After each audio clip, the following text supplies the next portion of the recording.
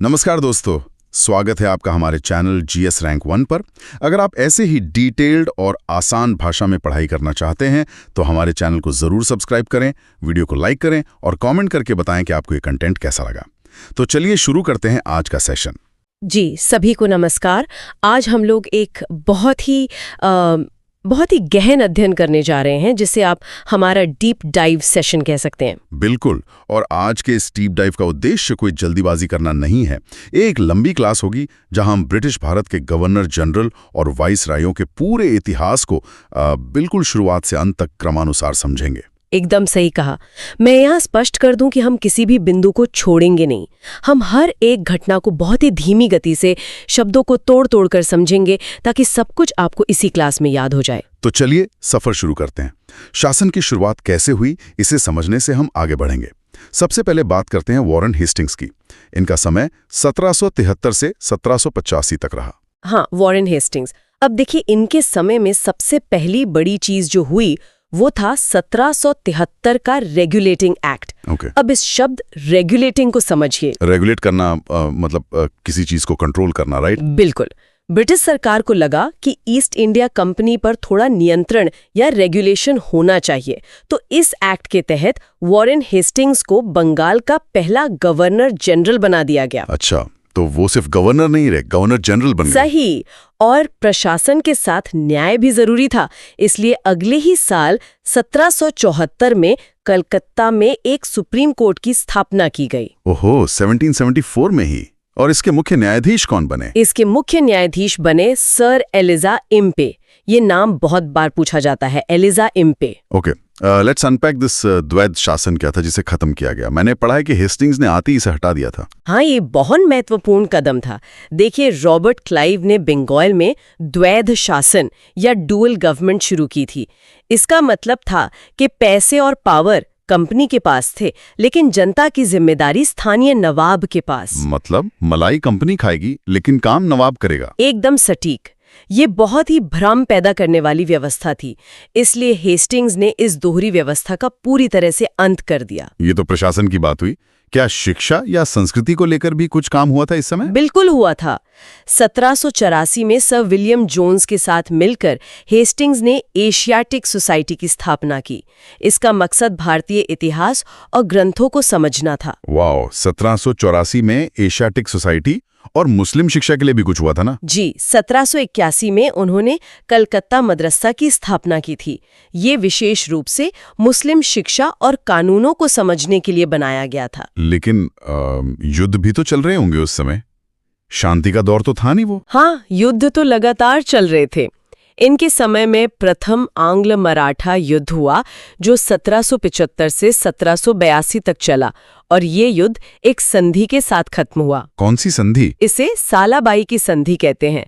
इसके अलावा दक्षिण में भी युद्ध चल रहा था, द्वितीय आंग्ल मैसूर युद्ध, जो 1780 से 1784 तक चला। ओहो, एक साथ इतने मोर्चों पे लड़ाई। इसी बीच 1784 में एक एक्ट भी तो आया था। हाँ, पिट्स इंडिया एक्ट 1784। इस एक्ट ने कंपनी के व्यापारिक और राजनैतिक कामों को बिल्कुल अलग अलग कर दिया। राइट। लेकिन हेस्टिंग्स का अंत बड़ा विवादित रहा है ना? उन पर महाभियोग चला था। जी हाँ, महाभियोग, जिसे अंग्रेजी में इम्पीचमेंट कहते हैं। मैं इसे धीरे धीरे समझाती हूँ। ये एकमात्र गवर्नर जनरल थे जिन पर उनके कामों के लिए इंग्लैंड लौटने पर बाकायदा संसद में मुकदमा चला था। पद का दुरुपयोग करने के लिए, राइट? खैर, अब आगे बढ़ते हैं लॉर्ड कॉर्नवालिस की तरफ। इनका कार्यकाल 1786 से 1793 तक रहा। कॉर्नवालिस का नाम आते ही सबसे पहली चीज जो दिमाग में आनी चाहिए वो है 1793 का स्थायी बंदोबस्त। इसे परमानेंट सेटलमेंट भी कहते हैं। ये स्थायी बंदोबस्त क्या था? क्या जमीन से जुड़ा कोई नियम था? हाँ, बिल्कुल। ये बंगाल और बिहार में लागू की गई एक जमींदारी व्यवस्था थी।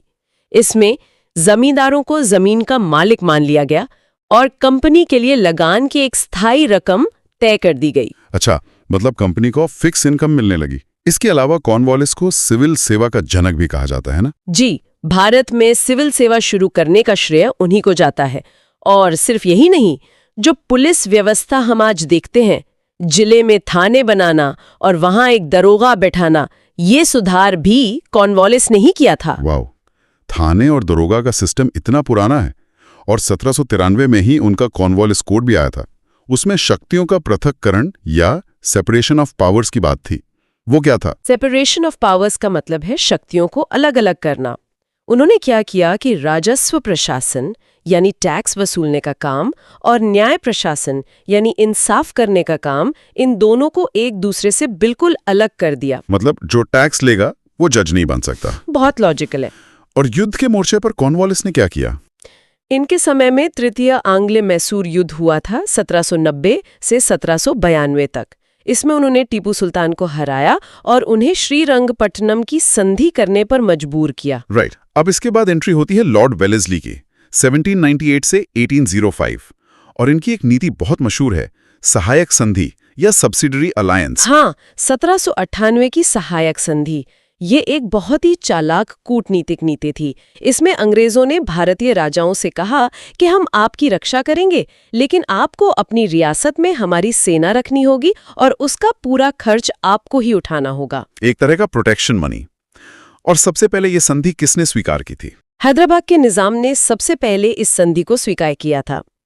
इसके बाद वेलेस्ली ने 1799 में चतुर्थ आंग्ल मैसूर युद्ध लड़ा। और इसी युद्ध में टीपू सुल्तान मारे गए थे, है ना? बिल्कुल सही। टीपू सुल्तान युद्ध के मैदान में लड़ते हुए मारे गए और उसके बाद अंग्रेजों ने मैसूर पर भी यही सहायक संधि थोप दी। इसके बाद मराठों के साथ भी तो युद्ध हुआ था। जी, द्वितीय आंग्ल मराठा युद्ध, जो 1803 से 1805 तक चला। इसी दौरान 1802 में पेशवा के साथ बेसिन की संधि हुई थी, जिसने मराठों की शक्ति को बहुत कम कर दिया। प्रशासन को बेहतर बनाने के लिए वेलेस्ली ने कलकत्ता में एक कॉलेज भी खोला था, फोर्ट विलियम कॉलेज। हाँ, 1800 में फोर्ट विलियम कॉलेज की स्थापना हुई। इसका मुख्य उद्देश्य ब्रिटेन से आने वाले नए सिविल सेवकों को भारतीय भाषाएं और तौर तरीके सिखाकर ट्रेनिंग देना था। लेकिन प्रेस को लेकर वेलेस्ली बहुत सख्त थे। 1799 में उन्होंने प्रेस सेंसरशिप एक्ट लगा दिया था। एकदम सही। उन्होंने अखबारों पर कड़ी पाबंदी लगा दी ताकि कोई अंग्रेजों के खिलाफ ना लिख सके। और आपको पता है वो खुद को क्या कहते थे? क्या कहते थे? वो खुद को बंगाल का शेर यानी बंगाल टाइगर कहकर बुलाते थे। क्या बात है, खुद ही अपना नाम रख लिया। खैर, साम्राज्य के विस्तार के बाद अब प्रशासन और शिक्षा में कैसे बदलाव आए ये देखते हैं। 1813 से 1823 का दौर लॉर्ड हेस्टिंग्स का समय। हाँ, ये वॉरेन हेस्टिंग्स नहीं है, ये लॉर्ड हेस्टिंग्स है। इनके समय में अंग्रेजों ने अपनी पुरानी हस्तक्षेप नीति यानी दूसरों के मामलों में दखल ना देने की नीति का अंत कर दिया। मतलब अब वो खुलकर आक्रामक साम्राज्य विस्तार करने लगे। बिल्कुल। इसी आक्रामकता के तहत आंग्ल नेपाल युद्ध हुआ 1814 से 1816 के बीच। इसमें अंग्रेजों ने गोरखाओं को हराया और एक बहुत महत्वपूर्ण संधि हुई, सुगौली की संधि। जी, सुगौली की संधि। इसी संधि के बाद शिमला, नैनीताल जैसे खूबसूरत पहाड़ी इलाके अंग्रेजों के नियंत्रण में आ गए। ओहो, तो हिल स्टेशंस ऐसे मिले इन्हें। और मराठों के साथ जो तीसरा युद्ध हुआ था वो भी इन्हीं के समय हुआ था। हाँ, तृतीय आंग्ल मराठा युद्ध 1817 से 1819। इस युद्ध में अंग्रेजों ने मराठों को पूरी तरह कुचल दिया और जो पेशवा का पद था उसे हमेशा के लिए समाप्त कर दिया। पेशवा पद ही खत्म कर दिया। और पिंडारियों का दमन भी तो इन्हीं के समय हुआ था। बिल्कुल। पिंडारी जो लुटेरों के समूह थे उनका भी बड़ी कठोरता से दमन किया गया। इसके अलावा कर व्यवस्था में एक बड़ा बदलाव आया 1820 में। 1820 में क्या हुआ था? थॉमस मुनरो ने मद्रास में रयतवारी व्यवस्था शुरू की। रयत का मतलब होता है किसान। इस व्यवस्था में जमींदारों को हटाकर सीधा किसानों से टैक्स लेने का सिस्टम बनाया गया। Here's where it gets really interesting. अब हम बात करेंगे लॉर्ड विलियम बेंटिक की, 1828 से 1835। ये भारत के पहले गवर्नर जनरल बने, राइट? हाँ, 1833 के चार्टर एक्ट के तहत जो पद पहले बंगाल का गवर्नर जनरल था उसका नाम बदलकर भारत का गवर्नर जनरल कर दिया गया। तो बेंटिक पूरे भारत के पहले गवर्नर जनरल बने। और सामाजिक सुधारों के लिए इनका नाम बहुत इज्जत से लिया जाता है। 1829 में इन्होंने सती प्रथा का अंत किया था। जी, राजा राममोहन राय के लगातार प्रयासों के साथ मिलकर बेंटिक ने 1829 में नियम 17, याद रखिएगा, नियम 17 के तहत सती प्रथा पर पूरी तरह से कानूनी रोक लगा दी। और 1830 में ठगी प्रथा का भी तो अंत किया था। बिल्कुल। कर्नल स्लीमन की मदद से ठग जो यात्रियों को लूटते और मारते थे, उनका पूरी तरह से सफाया कर दिया गया 1830 में। शिक्षा के क्षेत्र में भी एक बहुत बड़ा फैसला हुआ था 1835 में, मैकाले स्मरण पत्र या मैकॉलेज मिनट। हाँ, मैकाले के इसी स्मरण पत्र के आधार पर यह तय हुआ कि भारत में उच्च शिक्षा का माध्यम अब अंग्रेजी भाषा होगी, और इसी साल 1835 में कलकत्ता मेडिकल कॉलेज की भी स्थापना हुई। वाओ, मेडिकल कॉलेज भी 1835 में। और बेंटिक ने न्याय व्यवस्था में भी कुछ सुधार किए थे। अनुमति दे दी। ये तो काफी अच्छे कदम थे। इसके बाद आते हैं सर चार्ल्स मेटकाफ, 1835 से 1836। बहुत छोटा कार्यकाल था इनका। कार्यकाल भले ही छोटा था, लेकिन इन्हें प्रेस का मुक्तिदाता या liberator of the Indian press कहा जाता है। अच्छा, मुक्तिदाता क्यों? क्योंकि जॉन एडम्स ने 1823 में प्रेस पर जो बहुत ही कठोर प्रतिबंध लगाए थे, मेटकाफ ने आते ही उन सभी प्रतिबंधों को रद्द कर दिया, इसलिए उन्हें ये उपाधि मिली। समझ गया। अब आते हैं उस दौर पर जहां नीतियां इतनी कठोर हुईं कि 1857 की क्रांति भड़क उठी।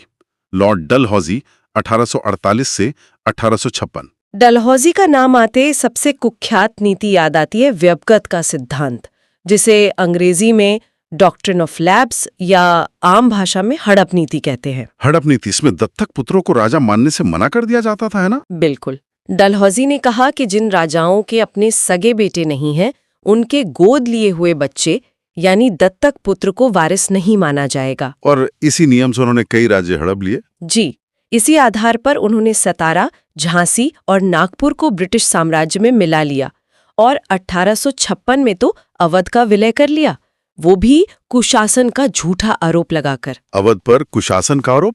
और युद्ध के मोर्चे पर डलहौजी ने क्या किया? द्वितीय आंग्ल सिख युद्ध लड़ा गया 1848 से 1849 के बीच, और इस युद्ध के बाद पंजाब का भी पूरी तरह से ब्रिटिश साम्राज्य में विलय कर लिया गया। लेकिन डलहौजी के समय सिर्फ विनाश नहीं हुआ, कुछ बुनियादी ढांचे का विकास भी हुआ, जिसे हमें धीरे धीरे गिनना चाहिए। हाँ, हम एक एक करके देखते हैं। भारत की पहली रेलवे लाइन 1853 में बॉम्बे से ठाणे के बीच इसी समय चली। 1853 में पहली ट्रेन। और टेलीग्राफ लाइन? वो भी 1853 में ही शुरू हुई। कलकत्ता से आगरा के बीच पहली टेलीग्राफ लाइन बिछाई गई। और डाक विभाग में भी तो सुधार हुए थे। बिल्कुल, 1854 में डाक सुधार हुआ, नया पोस्ट ऑफिस एक्ट आया और पहली बार डाक टिकटों का चलन शुरू हुआ। शिक्षा के लिए 1854 में एक वुड्स डिस्पैच भी आया था। उसे क्या कहते हैं? वुड्स डिस्पैच को भारतीय शिक्षा का मैग्ना कार्टा कहा जाता है। इसी ने भारत में विश्वविद्यालयों की रूपरेखा तैयार की थी। और हाँ, डलहौजी ने ही सार्वजनिक निर्माण विभाग या PWD की स्थापना की, जिसके तहत गंगा नहर का निर्माण भी हुआ। इतने सारे बदलाव, लेकिन डलहौजी की हड़प नीति ने जो गुस्सा पैदा किया, उसका बम फटा लॉर्ड कैनिंग के समय 1856 से 1862। सही कहा। कैनिंग के समय की सबसे बड़ी घटना थी 1857 की महान क्रांति। ये विद्रोह इतना भयंकर था कि ब्रिटिश हुकूमत हिल गई। और इसी के बाद कंपनी का शासन खत्म हो गया, राइट? जी, 1858 के अधिनियम के बाद सत्ता सीधे ब्रिटिश क्राउन के हाथ में चली गई और कैनिंग भारत के पहले वाइसराय बने। अब गवर्नर जनरल वाइसराय कहलाने लगा। कैनिंग के समय में कुछ सामाजिक सुधार भी हुए थे, जैसे 1856 का विधवा पुनर्विवाह अधिनियम। हाँ, ये अधिनियम ईश्वर चंद्र विद्यासागर के अथक प्रयासों से पारित हुआ था, जिसने विधवाओं को दोबारा शादी करने का कानूनी अधिकार दिया। और शिक्षा के क्षेत्र में जो वुड्स डिस्पैच आया था, उसका असर भी कैनिंग के समय देखा? बिल्कुल। 1857 में भारत में पहले 3 विश्वविद्यालयों की स्थापना हुई, कलकत्ता, बॉम्बे और मद्रास विश्वविद्यालय। कानून के क्षेत्र में भी तो बड़े बदलाव हुए थे, IPC और CRPC। जी, 1860 में भारतीय दंत संहिता यानी IPC लागू हुई और CRPC भी आई, और 1861 के इंडियन काउंसिल एक्ट के जरिए पोर्टफोलियो प्रणाली शुरू की गई। पोर्टफोलियो प्रणाली मतलब? मंत्रियों को अलग अलग विभाग बांटना। एकदम सही। जैसे आज वित्त मंत्री, रक्षा मंत्री होते हैं, वैसे ही विभागों का बंटवारा शुरू हुआ। इसके बाद आते हैं लॉर्ड मेयो, 1869 से 1872। इन्होंने भारत की प्रथम जनगणना करवाई थी, है ना? हाँ, 1872 में मेयो के कार्यकाल में ही भारत की पहली जनगणना यानी सेंसस हुई थी, और 1870 में उन्होंने वित्तीय विकेंद्रीकरण की भी शुरुआत की। वित्तीय विकेंद्रीकरण, इसका मतलब प्रांतों को थोड़ी आर्थिक आजादी देना। जी, प्रांतों को अपने खर्चों के लिए कुछ बजट बनाने की छूट दी गई। इसके अलावा उन्होंने एक नया कृषि और वाणिज्य विभाग भी बनाया। और राजकुमारों की पढ़ाई के लिए राजकोट कॉलेज और अजमेर में मेयो कॉलेज की स्थापना भी की। लेकिन इनकी मौत बहुत अजीब तरीके से हुई थी, राइट? हाँ, ये एक बहुत ही अनोखा ऐतिहासिक तथ्य है। मेयो एकमात्र ऐसे वायसराय हैं जिनकी उनके कार्यकाल के दौरान हत्या कर दी गई थी। हत्या? हाँ। कहाँ और कैसे? जब वे अंडमान जेल का दौरा कर रहे थे, तब शेर अली नाम के एक अफगान कैदी ने चाकू मारकर उनकी हत्या कर दी थी। Oh my god, Andaman jail में हत्या। हाँ। अब आगे बढ़ते हैं। कैसे अंग्रेजों ने कभी दमनकारी और कभी सुधारवादी नीतियां अपनाकर नियंत्रण बनाए रखा। लॉर्ड लिटन 1876 से 1880, ये तो बहुत ही दमनकारी माने जाते हैं। बिल्कुल, लॉर्ड लिटन की नीतियां बहुत कठोर थीं। 1878 में वो वर्नैक्युलर प्रेस एक्ट लेकर आए। इसे गैगिंग एक्ट भी कहा जाता था। गैगिंग एक्ट मतलब मुंह पर पट्टी बांधने वाला कानून। क्योंकि इस एक्ट का मुख्य लक्ष्य सिर्फ भारतीय स्थानीय भाषाओं के अखबारों पर प्रतिबंध लगाना था, ताकि वो अंग्रेजों की आलोचना न कर सकें। और 1878 में ही एक और एक्ट आया था, आर्म्स एक्ट। जी, आर्म्स एक्ट के तहत भारतीयों के लिए हथियार रखना एक अपराध बना दिया गया। लिटन में 1877 में प्रथम दिल्ली दरबार भी तो लगाया था। हाँ, ये दरबार उस समय लगाया गया जब दक्षिण भारत में भयंकर अकाल पड़ा हुआ था। लोग भूखे मर रहे थे और लिटन दिल्ली में महारानी विक्टोरिया को कैसरे हिंद की उपाधि देने के लिए पानी की तरह पैसा बहा रहा था। ये तो बहुत ही असंवेदनशील था। और भारतीयों को सिविल सेवा से दूर रखने के लिए भी उसने कुछ किया था। बिल्कुल, उसने आईसीएस परीक्षा में बैठने की अधिकतम उम्र 21 साल से घटाकर 19 साल कर दी, ताकि कोई भारतीय परीक्षा पास ही ना कर सके। और लिटन की इन्हीं आक्रामक नीतियों के कारण द्वितीय आंग्ल अफगान युद्ध भी हुआ, 1878 से 1880 के बीच। लिटन ने जो गुस्सा भरा, उसे शांत करने के लिए शायद अंग्रेजों ने लॉर्ड रिपन को भेजा 1880 से 1884। हाँ, रिपन को एक सुधारवादी वायसराय माना जाता है। उन्होंने आते ही सबसे पहले स्थानीय स्वशासन यानी लोकल सेल्फ गवर्नमेंट की नींव रखी 1882 में। इसीलिए उन्हें स्थानीय स्वशासन का जनक कहा जाता है। और जो प्रेस पर पाबंदी थी, उसका क्या किया? उन्होंने लिटन के वर्नाक्युलर प्रेस एक्ट को रद्द कर दिया और प्रेस की स्वतंत्रता फिर से बहाल कर दी। जनगणना को लेकर भी रिपन के समय एक अहम बदलाव हुआ था। जी, 1881 में रिपन के समय पहली नियमित जनगणना हुई। नियमित का मतलब है कि यहाँ से तय हुआ कि अब हर 10 साल में जनगणना की जाएगी। और 1881 में ही प्रथम फैक्ट्री अधिनियम भी आया था। सही कहा। इस प्रथम फैक्ट्री अधिनियम का मुख्य उद्देश्य फैक्ट्रियों में बाल मजदूरी को रोकना और काम करने के घंटे तय करना था। शिक्षा के लिए 1882 में हंटर कमीशन भी तो बना था। हाँ, हंटर कमीशन विशेष रूप से प्राथमिक और माध्यमिक शिक्षा में सुधार के सुझाव देने के लिए बनाया गया था। लेकिन रिपन के समय एक बड़ा विवाद भी हुआ था, 1883 का इल्बर्ट बिल विवाद। ये क्या था? इल्बर्ट बिल में ये प्रस्ताव था कि भारतीय जज भी यूरोपीय लोगों के मुकदमों की सुनवाई कर सकेंगे, लेकिन अंग्रेजों को ये बर्दाश्त नहीं हुआ कि कोई भारतीय उन्हें सजा सुनाए। अच्छा, तो अंग्रेजों ने इसका विरोध किया? जी, उन्होंने जमकर विरोध किया, जिसे श्वेत विद्रोह या व्हाइट म्यूटिनी कहा जाता है। आखिर में ये बिल बदलना पड़ा। So what does this all mean for Indian representation? मतलब भारतीयों को अब लगने लगा था कि उन्हें अपनी आवाज उठाने के लिए एक संस्था चाहिए। बिल्कुल, और इसी जरूरत ने जन्म दिया भारतीय राष्ट्रीय कांग्रेस को। लॉर्ड डफरिन का कार्यकाल था 1884 से 1888 और 1885 में ए.ओ. ह्यूम द्वारा कांग्रेस की स्थापना हुई। डफरिन ने तो कांग्रेस का मजाक भी उड़ाया था, है ना? हाँ, डफरिन ने कांग्रेस को मुट्ठी भर लोगों की संस्था या माइक्रोस्कोपिक माइनॉरिटी कहकर उसका मजाक उड़ाया था। डफरिन के समय कुछ और युद्ध या कानून भी आए थे? जी, इनके समय में तृतीय आंग्ल बर्मा युद्ध लड़ा गया 1885-86 में, और किसानों के लिए बंगाल में 1885 में और पंजाब में 1887 में टेनेंसी एक्ट यानी काश्तकारी अधिनियम पारित किए गए। इसके बाद एंट्री होती है एक बहुत ही चर्चित वाइसराय की, लॉर्ड कर्जन, 1899 से 1905। कर्जन का नाम सुनते ही सबसे पहली जो चीज याद आती है वो है 1905 का बंगाल विभाजन। बंगाल विभाजन, इसका मुख्य कारण अंग्रेजों ने प्रशासन बताया था, लेकिन असल वजह क्या थी? असल वजह थी हिंदू और मुसलमानों के बीच फूट डालना, और बंगाल में उठ रहे राष्ट्रवाद को कमजोर करना। कर्जन ने शिक्षा पर भी शिकंजा कसा था 1904 के विश्वविद्यालय अधिनियम के जरिए। जी हाँ, थॉमस रैले आयोग की सिफारिशों पर यह अधिनियम आया जिसने विश्वविद्यालयों पर सरकारी नियंत्रण बहुत बढ़ा दिया। लेकिन कर्जन ने कुछ विभाग भी बनाए थे जो आज भी काम कर रहे हैं, जैसे पुरातत्व विभाग। बिल्कुल। 1904 में उन्होंने प्राचीन स्मारकों को बचाने के लिए भारतीय पुरातत्व सर्वेक्षण यानी ASI की स्थापना की। और कृषि के लिए? कृषि के विकास के लिए उन्होंने बिहार के पूसा में एक कृषि विभाग बनाया। पुलिस सुधारों के लिए एंड्रू फ्रेजर की अध्यक्षता में फ्रेजर आयोग का गठन किया। और अकाल से निपटने के लिए भी कोई आयोग बना था? हाँ, एंटनी मैकडोनाल्ड की अध्यक्षता में मैकडोनाल्ड आयोग बना था।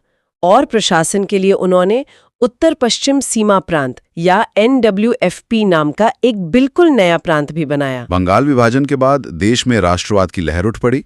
इसके बाद आए लॉर्ड मिंटो द्वितीय 1905 से 1910। मिंटो द्वितीय के समय भारत की राजनीति में बड़े बदलाव हुए। 1906 में ढाका में मुस्लिम लीग की स्थापना हुई। और 1907 में कांग्रेस भी तो बढ़ गई थी। जी, 1907 में कांग्रेस का मशहूर सूरत विभाजन हुआ, जहां नरम दल और गरम दल अलग अलग हो गए। अंग्रेजों ने इसी फूट का फायदा उठाकर 1909 में एक नया सुधार पेश किया, है ना? हाँ, 1909 के मार्ले मिंटो सुधार। इसके जरिए अंग्रेजों ने मुसलमानों के लिए पृथक निर्वाचन मंडल या सेपरेट इलेक्टोरेट की व्यवस्था शुरू की, जिसने विभाजन के बीज और गहरे कर दिए। और इसी दौर में क्रांतिकारी गतिविधियां भी बहुत तेज हो गई थीं। बिल्कुल। खुदीराम बोस की शहादत, मुजफ्फरपुर बम कांड और अलीपुर बम कांड जैसी प्रमुख क्रांतिकारी घटनाएं इसी समय हुई। फिर आते हैं लॉर्ड हार्डिंग द्वितीय 1910 से 1916। इनके समय 1911 में तीसरा दिल्ली दरबार लगा। हाँ, और इसी तृतीय दिल्ली दरबार में ये घोषणा की गई कि 1905 का बंगाल विभाजन रद्द किया जाता है। और राजधानी भी तो बदली गई थी। जी, कलकत्ता से राजधानी दिल्ली स्थानांतरित करने का फैसला हुआ, जो 1911-12 में पूरी तरह से दिल्ली आ गई। लेकिन जब हार्डिंग दिल्ली आ रहे थे तब उन पर हमला भी हुआ था 1912 में। बिल्कुल। 1912 में रास बिहारी बोस और उनके साथियों ने चांदनी चौक में हार्डिंग के काफिले पर बम फेंका था। इसी बीच दुनिया में 1914 में प्रथम विश्व युद्ध शुरू हो गया और भारत में एक बहुत बड़ी घटना हुई 9 जनवरी 1915 को। हाँ, 9 जनवरी 1915 को महात्मा गांधी हमेशा के लिए दक्षिण अफ्रीका से भारत लौट आए। और शिक्षा के क्षेत्र में 1916 में बनारस हिंदू विश्वविद्यालय यानी BHU की भी स्थापना हुई। इसके बाद जन आंदोलन का युग शुरू होता है लॉर्ड चेम्सफोर्ड के समय 1916 से 1921। चेम्सफोर्ड के समय सबसे पहले 1916 में लखनऊ समझौता हुआ। इसमें कांग्रेस के दोनों धड़े फिर से मिल गए और मुस्लिम लीग के साथ भी समझौता हुआ। 1916 में ही एनी बेसेंट और तिलक जी ने होम रूल लीग भी बनाई थी और गांधी जी के शुरुआती आंदोलन भी इसी समय हुए। जी, 1917 का चंपारण सत्याग्रह और 1918 का खेड़ा और अहमदाबाद मिल मजदूर आंदोलन, ये तीनों चेम्सफोर्ड के ही समय हुए। लेकिन इसके बाद अंग्रेजों ने बहुत क्रूर कानून ला दिया, 1919 का रॉलेट एक्ट। हाँ, रॉलेट एक्ट, जिसे बिना वकील, बिना अपील, बिना दलील का कानून कहा गया। इसके विरोध में लोग शांति से इकट्ठे हुए थे और तभी 13 अप्रैल 1919 को जलियांवाला बाग का भीषण हत्याकांड हुआ। बहुत ही दर्दनाक दिन था वो। 1919 में ही शासन व्यवस्था में बदलाव के लिए मॉन्टेग्यू चेम्सफोर्ड सुधार भी आए थे। बिल्कुल। इन सुधारों के जरिए प्रांतों में द्वैध शासन यानी डायाकी की शुरुआत की गई। जलियांवाला बाग के गुस्से के कारण 1920 में बड़े आंदोलन शुरू हुए। जी, 1920 में गांधी जी के नेतृत्व में असहयोग आंदोलन और मुसलमानों द्वारा खिलाफत आंदोलन शुरू किए गए। अब आते हैं लॉर्ड रीडिंग पर 1921 से 1926।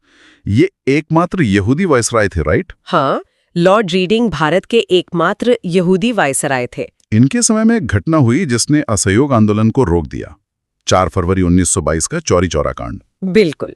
चौरी चौरा में भीड़ ने एक पुलिस स्टेशन में आग लगा दी थी, जिसमें कई पुलिसकर्मी मारे गए। इस हिंसा से दुखी होकर गांधी जी ने आंदोलन वापस ले लिया।